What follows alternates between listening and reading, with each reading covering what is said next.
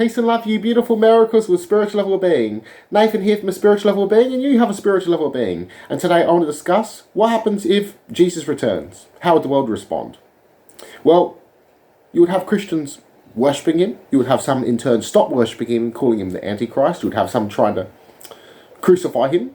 You would have religious leaders around the world up in arms saying the Antichrist is returning. Now if we go to a Gnostic sense of Jesus, again we would have these people speaking, oh, he's blasphemous. And the Gnostics will be speaking, he's speaking about the God within us, achieving that inner Christ.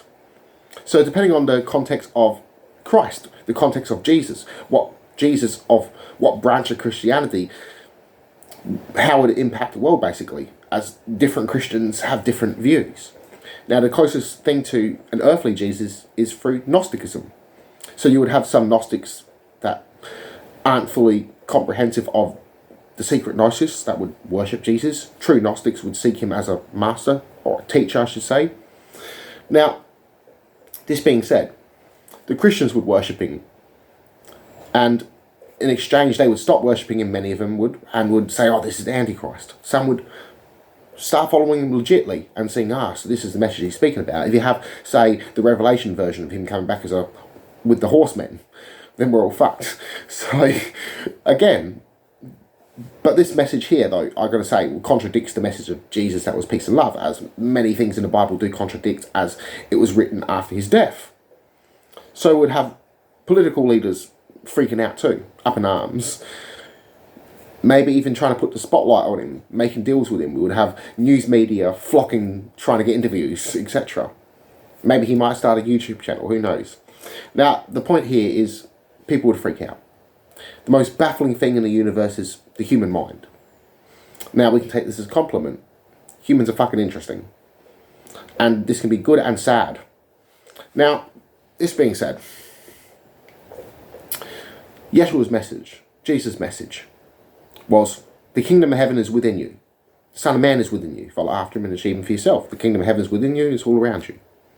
The answer of existence is right in front of you. So he also said that you were gods, that we are all one with God, that we are all sons of the living Father, all sons and daughters of the living Father. So we would have some Christians up in arms as they cherry-picked the Bible.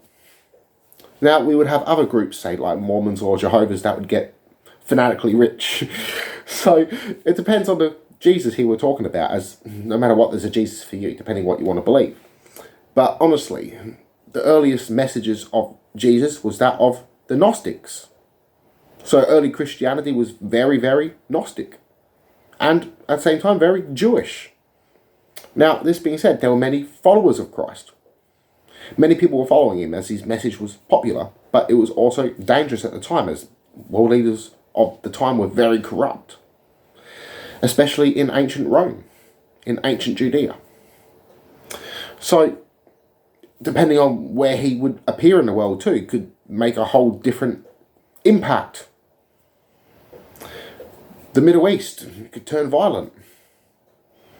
If we have, say, a Jewish Messiah version, we would have a warlike version that somehow causes peace, but this is still a dictatorship. So people would still be up in arms. The Gnostic version of the second coming of Christ is all of us coming together.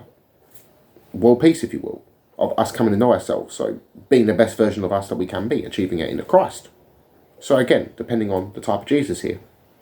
So peace and love, everyone. I love you all. Connect to one, mind and soul. Namaste.